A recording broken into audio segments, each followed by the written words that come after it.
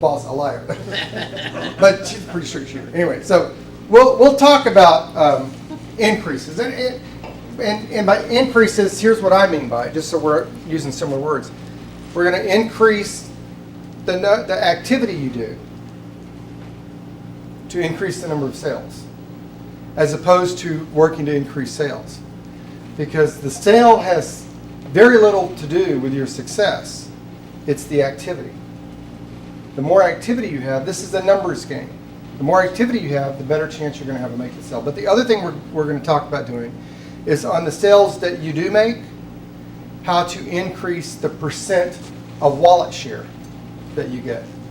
So that as you build your business, you will have to do less prospecting and more selling. One of the concepts that's important to realize about a straight commission job is you get paid when your customer says what? Yes. Yes. So you want to hone your skills and increase your chances of getting yeses for people, and focus on the yeses, because you don't get paid when people say what? No. No. Right. So we want to focus on the yeses. So I think we'll be able to help with that. Let's go with Steve, Mr. Shoemaker. 1 month. Okay. Been in finance and insurance for 20 years. Okay. When you say finance, help me understand that. Mortgage. I did the mortgage business. Okay. And what's the one concept you want to get out of here this week? Okay, well, so a little bit of story. I kind of tripped into the insurance. I did the mortgages and the life insurance, and then got into the senior market. I've been doing that for 2 years. So Okay. supplements, things of that nature, really comfortable. Being in front of people, very comfortable. Didn't have that experience though. What I'm really looking for is show me the money, pretty much. Ooh, STP, huh? Well, I'm looking for a blueprint for success. I'm trying to put it. Time and efficiency has become a priority now. And you're talking about the cold calling and things like that, is to get all the percentages up. Cold calling, closing. Well, and I appreciate you saying that. That's one of the big issues that I don't think. I've had leads, and you learn that it's you. It's you. It's the person making the calls that does the percentages. Well, and the other thing to keep in mind, how many people in the room have had salary jobs? Had a job before that was a salary? Here's what's kind of interesting, I think, about our business, is that if you had a salary job and your hours on that salary job were 8 to 5, Mary, what time would you go to work? 7:30. 7:30. And you would take your morning break, if they had a break. 10. You'd take lunchtime, Noon. take an afternoon break. 3. And what time would you go home? 5. Would everybody agree with that? Could you move that? Would everybody agree with that on a salary job? If your hours were 8 to 5? So on a salary job, if your hours were 8 to 5, you'd get there at 8 and you'd leave at 5, right? If we change the label from salary to commission, we tend to lose our minds. I mean, here's what happens. When we change the label from salary to commission, then we get up at 8 o'clock. We go out in the kitchen, still got our skivvies on, hadn't brushed our teeth, hair stand up on end. We get our cup of coffee, and then we take our cup of coffee, and we go back to our pretend desk, and we read our leads like they're a freaking library book. And then our wife will come in, or our spouse will come in at 10:30, and they'll say, "Hey, Ford called, and your truck's ready. Remember you took it in yesterday to have it serviced? It's ready." Okay, now we go out and we go in and get dressed, and then our wife takes us over to Ford. Of course, we stop at the bank along the way, go to the post office, right? And it's lunchtime, so you gotta have lunch, yeah.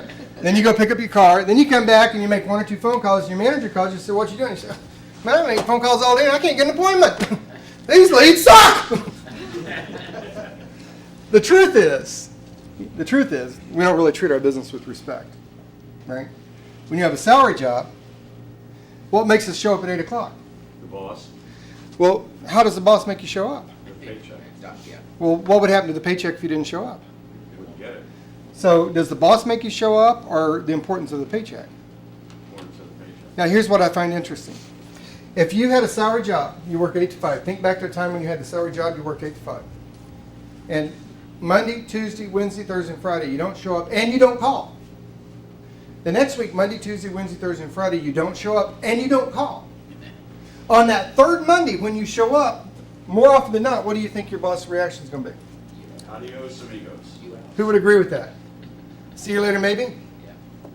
So if you go more than 2 weeks without writing business in your own business, what should you do? See how the standards change? When we have a salaried position, we tend to treat that position with more respect because there's a structure there, right? And there's expectations. Then we get our license. I'm a highly trained licensed professional. But do we sit down and treat our business with respect? The spouse comes in and says the sink's overflowing, the toilet doesn't work, the washer's broke, my car's not working, and what do we do? Go fix it. All right, we go fix it. On a salary job, would you do that? No, you wouldn't do that. So one of the keys to time management is recognizing, and you know, we've all had it, I think. Have you ever had a job or work situation where you think in your mind, and it's just us, we won't send a notice out to the guy you used to work for, but you think, this guy's an idiot. I could do his job so much better. How come he doesn't do this? How come he doesn't? Have you ever had that kind of job before? Well, guess what? You're the idiot now.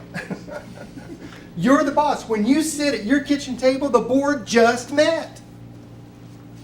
If you don't like the way your business is running, guess who gets to change it? You do. You. Absolutely. Because the truth is, or at least my perception of the truth is, you guys are lucky in this room. You guys are lucky you have good managers. I know each of your managers, and you have good managers. But here's the challenge I would throw out there. What if your manager quits tomorrow, or 6 months from now, or a year from now? We already had that happen.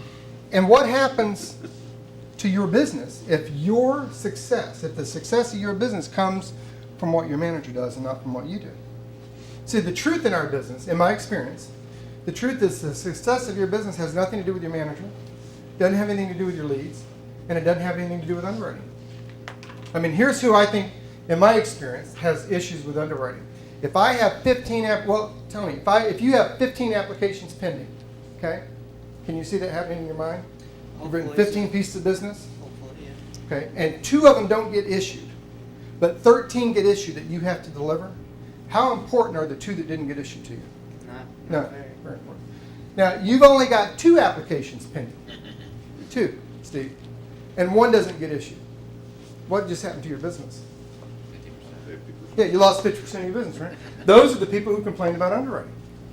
I'm not saying that because of what you Yeah, said. you are. Yeah, you are. Okay, I know well, you then it are. works then. Now I can be more direct. Super. So, does that make sense? So I can take it.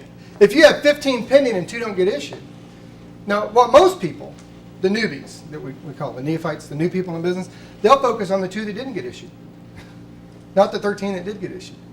So the reason I point this out is that when we go from a salary job to a commission job, it's important that we adjust the way we think and view things. In fact, when we get done with this, with everyone else, there's only a few more, we're going to take a break. And then when we come back, we're going to talk about that. We're going to talk about our perceptions, and we're going to talk about concepts. Because the first thing that's important to cover is exactly what Steve, right?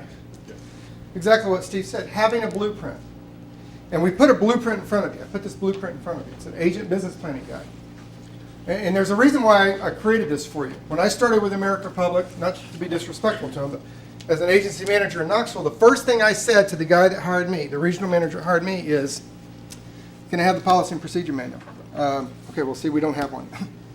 Okay, well, you have any flip charts, you know? So like when I hire agents, I can train them? And he said, No. yeah, we don't have any of those. Okay. Huh, all right. Okay, well, do you have like any brochures? Do you have like any tracking material I can use for phone calls? And they said, No, they don't have yeah, it. no, we don't have any of those. All right, well, this is working well. I'm excited so far. So when I got asked to come up to the home office and run the training department, guess what are some of the first things I worked on?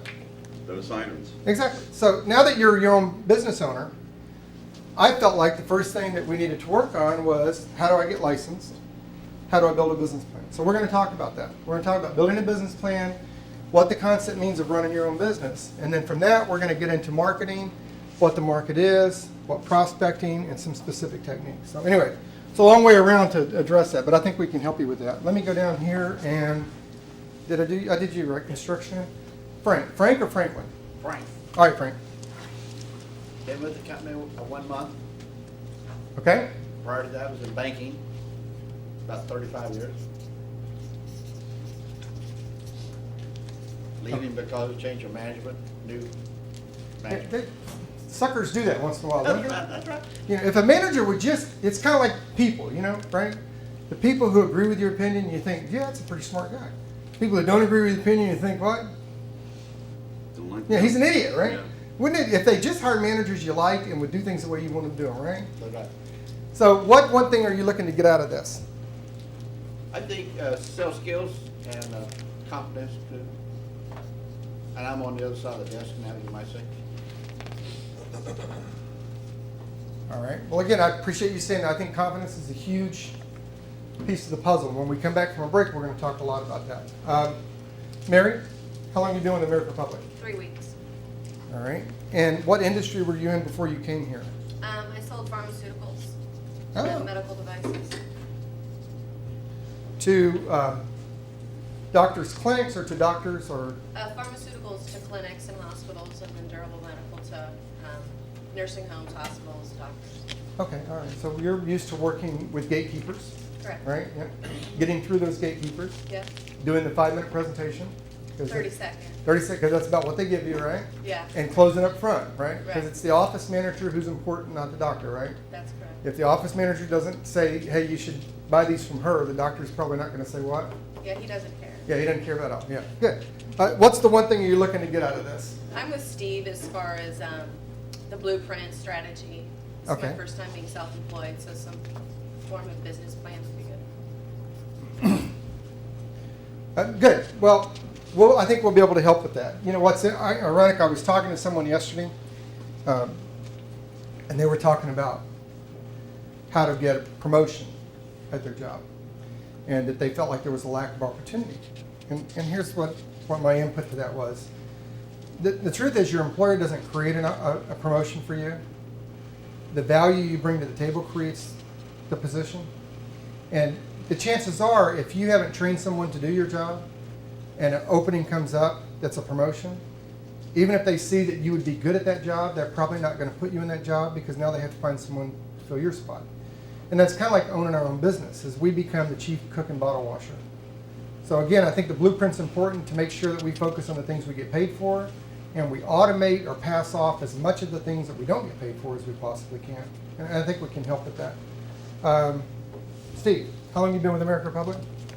I go on 2 months. Okay. I was a RV technician for the insurance world. All right. And I would like to focus on setting the appointment and referrals. Why would you want to know how to do referrals? Referrals, how can I word this? Most referrals is, most of the time, pretty much a done sale. Okay. Because when someone refers you to someone else, they're actually doing what about you? Trust. They're endorsing you, right, to someone else. So the more referrals you get, the less prospecting you actually have to do. Does that make sense? So that does make the curve a little bit easier. And I think we'll be able to address that, particularly when we talk about setting appointments. Later on today, we're going to talk about that concept because I want to understand what you mean by setting an appointment and what the goal is of setting the appointment. And then we'll talk about what actually really happens. John, right? Yeah, How long have you been with American Republic? 6 weeks. Okay. I worked And- in the ag business for about 30 years. Oh, the ad business? Advertising? No, agriculture. Oh, agriculture. I'm in Iowa. Look, I did it. To me, this is funny, okay? But, you know, you can tell already I'm kind of a weird personality. One of the first schools that I scheduled here in Des Moines, I had scheduled it with the hotel. The Marriott, by the way. Does that build your confidence up? No. And about 3 days after I scheduled the rooms, I got this phone call that just cracked me up. Now, I'm from California.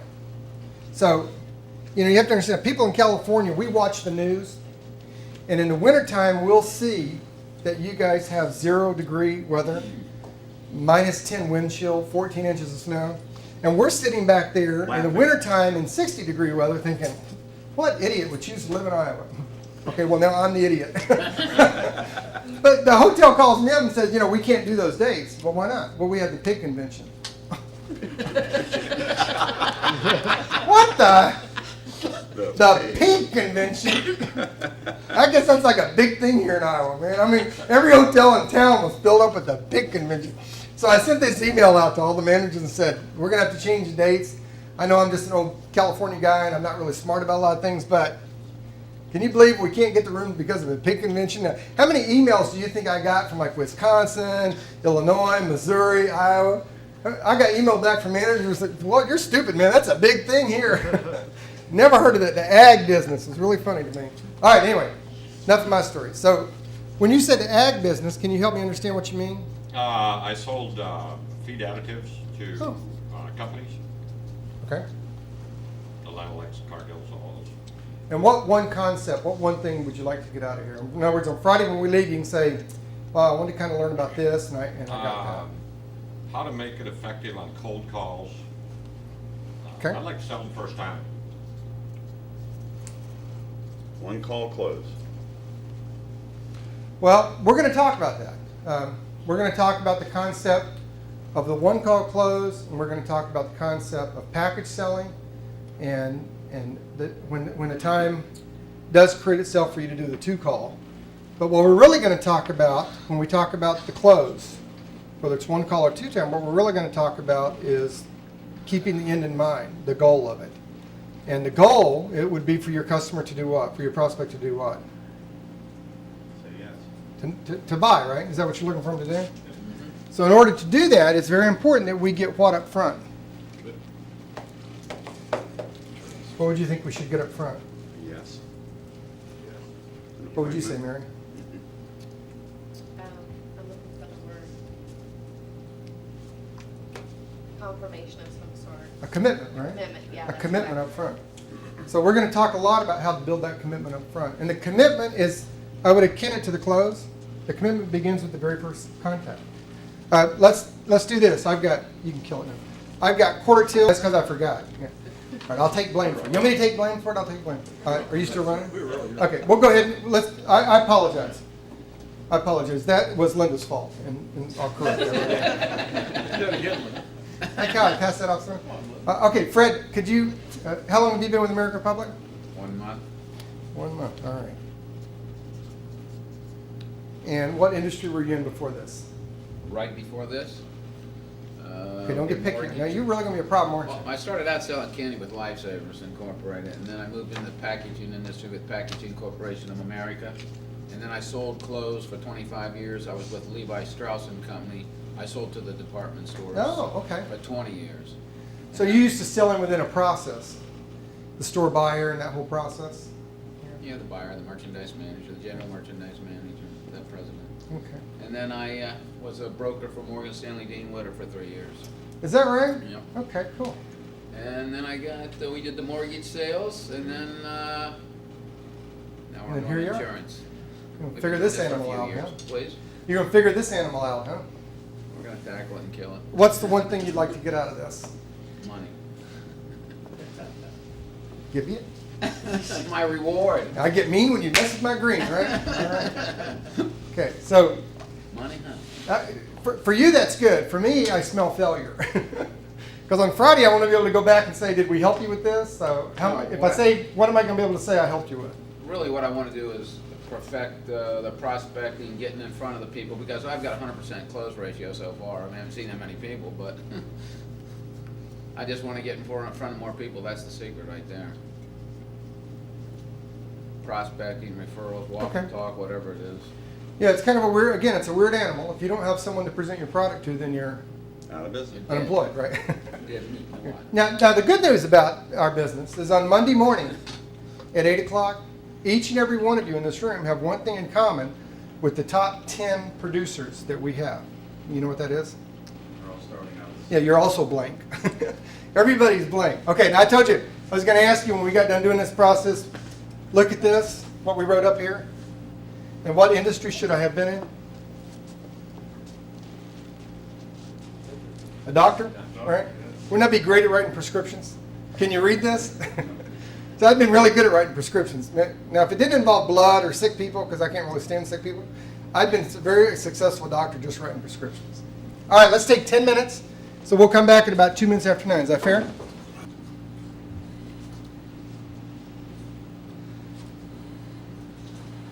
So here's why do you think? Why do you guys think I asked these things? Why do you think I asked for that information when we first start off? What would you say, David? Just general knowledge of each other participants. Okay, Gail.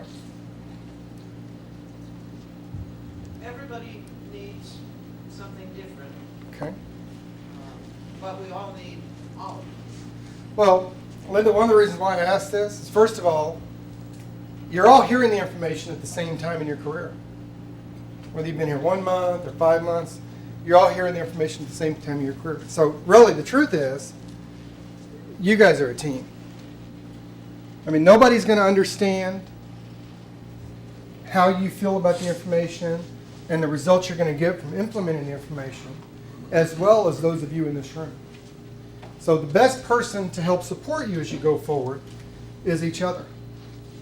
I mean, usually what happens is that you get in an office, and not every office, but I've been in offices, like with Mass Mutual, for example, where there's a guy that starts up, and he's always the guy when he starts, everybody thinks this guy's going to be the success, right? He's 6'1", 183 pounds, washboard stomach, well-dressed, well-spoken. Everybody thinks, Bob's going to make it, man. I mean, he's going to be the star. And then what happens is after about 90 days, you walk into the office and people go, "Where's Bob? And where's he at?" Yeah, he's gone. He's not there anymore.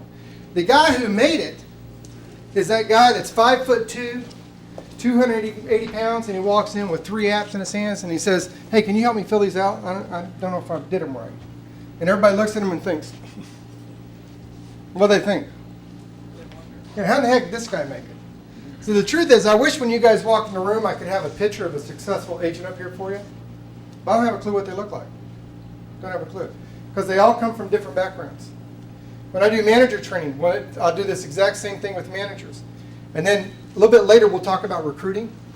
And I'll have managers that will say, "Well, I want to select quality applicants." And I'll say, "Okay, well, for example, a window washer. Would you hire a window washer?" "Yeah, I really can't see them making it." "Huh. And so would you hire somebody that's, for example, sold boats, a boat salesman? How about somebody that was an RV mechanic? How about somebody that was just a gardener?" "Nah, I really can't see a gardener make it." "Well, see, you wouldn't hire Eric Lindgren, who's one of our top managers in Des Moines and makes about $300,000 a year. You'd miss getting the override on him." Does that make sense? I don't know what a successful agent looks like. The good news for you is the commonality is that we all have the same issues. And most of these issues stem from having the confidence to implement a skill set, right? Or either improving the skill set we bring to the table or developing a new skill set. So we all bring these things to the table. The real challenge, for example, we talk about making appointments. Those of you who have had a salary job, have you had more than 2 or 3 jobs in your lifetime? Raise your hand. Okay. When you got, Dave, can I pick on you? Sure. When you got those 2 or 3 jobs, how did you come across, say, the second job you ever got? How did you come across that? Mostly newspaper ads, Okay, so you saw an ad in the paper, and what did you do with the ad? sent a resume, Okay, and then what happened? followed up with phone call. So you called them, and then after the phone call, what did they do? Said just hold your horses. We'll get to the hiring process. Okay. Did you end up having an interview with them? Yeah. And what happened during the interview? Did they make you a job offer? No, not during the initial interview. Okay, then what happened? How did you get the job offer? Again, more follow up. So you followed up more? Yes. Okay. And then eventually they did what? Hire. I'm not sure, but I think I just heard the sales process, didn't I? Yeah. Prospecting is you called an ad in the paper. You sent a resume first, right? Which in our business would be called direct mail, right? Then you followed up on the direct mail, and you got invited in for an interview. And during the interview, would that be considered a sales process? Sure. You think they bought you during the interview? Yes. And then you followed up on that, and then they ended up doing what? Saying yes. Yeah, oh, give it up, dude. Isn't that the sales process? So you guys already bring skills to the table. All I want to do is find the skill that you're most comfortable with and help you enhance that. Does that make sense? So I got a little video clip here I want to start off our presentation with today. Does anybody have any questions or comments about what we've talked about so far? Okay. If tomorrow. Let's give a hand for living in the greatest country in the world, huh? There's a reason why I play this clip, because it ties into what a couple of you guys have actually talked about, and that is the sales profession. Would you be nice enough to read that for me? As you begin your career as a sales professional and a self-employed business owner, you are in the position to experience the advantages that come from virtually unlimited financial opportunity. And what in your mind, what does a virtually unlimited financial opportunity mean? Endless money. Endless money. It's kind of like that freedom on that clip. That's why I play that clip. It really talks about being able to live in freedom. And endless money, when you say unlimited financial opportunity, who started here? Well, most everybody started about a month ago, right? Who can I pick on? Can I pick on you, Fred? Sure. No. Since we forgot you, well, Rick forgot you. I would have remembered, but he took too long to remind me. When you contracted recently, right? Yes. About how much did it cost you? Well, let me ask you this question. Who in the room has owned their own business before? You did. Okay, well, we'll stick with I Fred. still have it, I'm a disc jockey. You're a disc jockey? Yeah, Huh. as good as that. How come that doesn't surprise me? I don't know. Got that personality going on. Who else had a business? Can I pick on you? What kind of business did you have? I did snowplow and salt spreading Okay, and did you do that out of your home or out of a storefront or out of my home. out of your home? Do you mind if I ask you a few questions about that? Sure. About how much did it take you to did you have to like buy your own equipment or Yeah. about how much were we, one truck, two trucks? or- One truck, Okay, about how much are we talking about? like 10,000. 10,000, okay.